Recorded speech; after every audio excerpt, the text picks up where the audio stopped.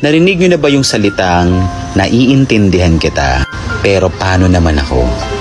Ito yung mga tanong natin sa mga sarili natin. Na oo nga no, paano nga naman ako? Naiintindihan niya rin kaya na nararamdaman ko.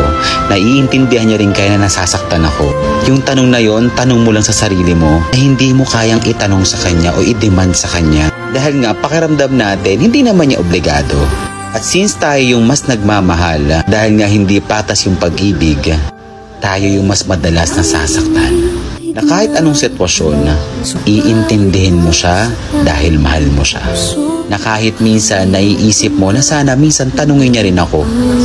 Lagi yung tatandaan na yung mas higit na nagmamahal sa taong hindi kayo pareha sa nararamdaman, kailanman hindi nila kayo tatanungin kung paano nga ba kayo o anong nararamdaman ninyo. Dahil pinili natin na maintindihan sila kahit nasasaktan ka na.